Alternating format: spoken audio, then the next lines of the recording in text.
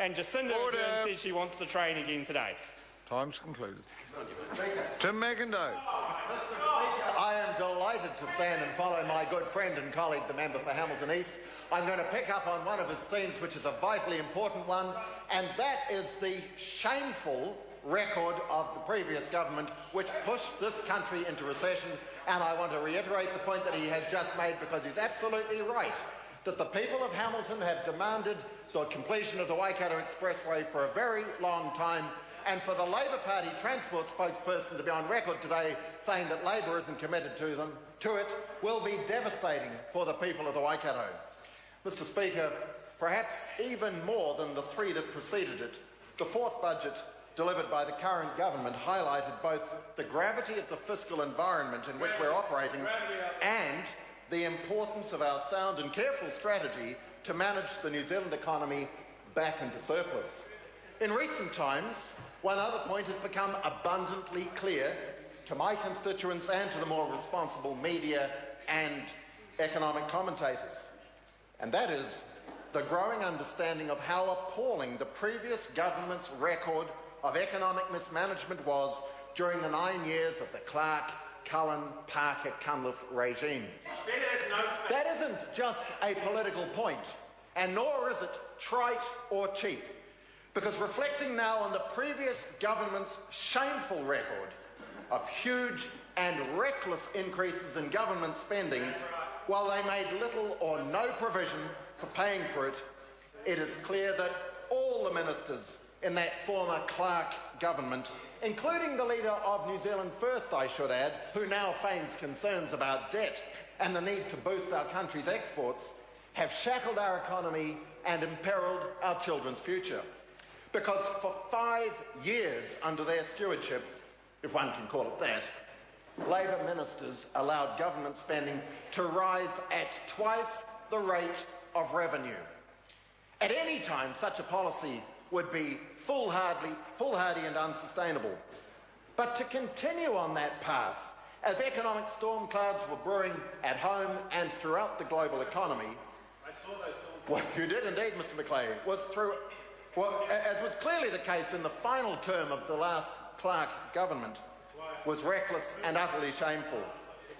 So when former ministers from Planet Labor stood in this House last week to attack the budget and to speak supposedly of the government's meanness and lack of imagination, as several attempted to do, I saw red in more ways than one. No one is fooled, Mr. Speaker.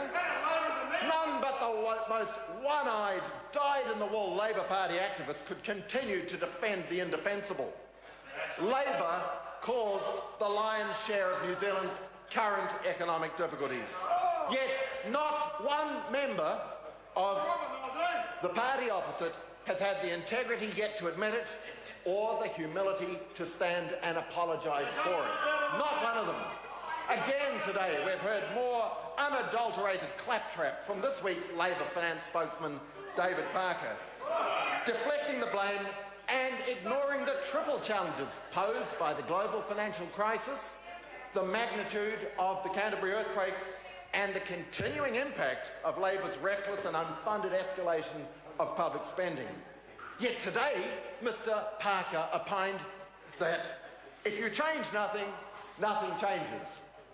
The same party that derides Nationals' attempts to rein in government spending and mistakes a zero budget as a recipe for zero growth, that attacks significant programs to deliver better public services, to fund the reconstruction of Christchurch, and to improve our tax system and promote the creation of new and sustainable jobs, hopes he can spin the line that nothing is changing. Mr. Speaker, the evidence that things are changing is overwhelming and all around us. We've had growth. We have had growth, Mr. Little, in every quarter since Bill English delivered a budget. In fact, the last period of no growth was the last quarter bequeathed to us by the outgoing Labor government.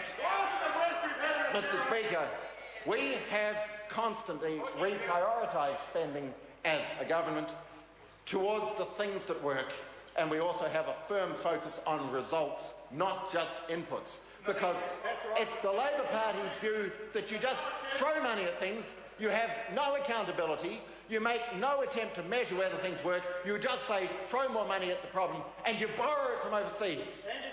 The members opposite say let's tax and tax and tax and spend and spend and spend and somehow we'll fix everything.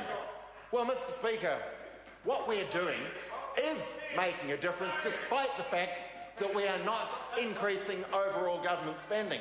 Because notwithstanding Mr. Twyford's bizarre assertions a few minutes ago, the facts show that the number of people on benefits fell by more than 21,000 in February alone this year. That included 5,651 fewer people on unemployment benefits, which is a 9% drop in that month alone. A fantastic effort. And then, the following month, to show it wasn't a fluke, we saw a further 8,000 people cancel their benefits because they found work. Because they found work. I congratulate each and every one of those 8,000 people and I wish them well. I know that finding work is the best thing for them and for their families, and I trust that it will see them see a significant increase in their living standards. Mr. Speaker, I stand 100% behind the priorities that our government has outlined for this term. Let's be reminded of those 4 priorities. We've committed ourselves to responsible management of government's finances in order to return the government's books to surplus by 2014-2015. Nobody underestimates how challenging that is, and each time, as we saw again tragically last week, there is another earthquake in Christchurch, it becomes harder. But we remain on track. Well done, Bill English. Well done, everybody who's managing a ministerial portfolio in these tight times. Our second priority is to continue building a more competitive and productive economy, not one where you just throw money at low-quality areas, but one where investment is made in sustainable jobs and growing a productive economy. Our third priority, which I'm going to come back to in a few minutes, is delivering better public services. And I'm passionate about that goal, and it's why I'll talk about it a bit more in a few minutes. But of course, the final one, as I've just mentioned, is that commitment which remains ongoing to the rebuild of Christchurch. And nobody should underestimate how challenging that is. I'm sure our hearts go out to everybody in that city at the moment as they continue to be shaken. It's a traumatic and devastating time for all of them, and we stand 100% behind them. They need that commitment, and I'm glad that we've made it to them. Mr. Speaker, earlier this year, the Prime Minister announced 10 new results-driven goals for the public service, and they are hugely important. It's a pity that they didn't get more coverage through the media, but I guess that tells you a little bit about media priorities. But those 10 commitments are very important. They are challenging, and they are things that we're prepared to put on the record and be judged on over the next 3 to 5 years. The first, of course, is the long-term reduction in welfare dependency, hugely important for generations of future New Zealanders. The second is to see more young children, particularly Maori and Pacifica children, in early childhood education. We've made great strides in the last 3 years in this area. We are committed to achieving more, and I'm delighted to see it happening. The third is an important health objective, and that is continuing to see an increase in the rates of immunisation for young children. That is happening again. The records are out. In fact, I saw in the papers today further results from the district health boards around the country, and I congratulate them. They are all making major strides in that direction. The fourth is to see a significant reduction in the number of assaults on our nation's children. And I'm sure every member of the House welcomes that objective. I'm sure we're all determined to see it happen. I thank those who contributed to the Green Paper, who've put forward ideas. I thank those who are working in this crucially important area, and I am going to do everything I can as an MP to support their efforts. The fifth is to see more young people coming through our education system with significant levels of achievement. We know that pretty much the benchmark now is NCA level 2. It's a huge jump from even a generation ago, and therefore what we're doing is putting a major investment in the programs available, seeing them go through school into tertiary education.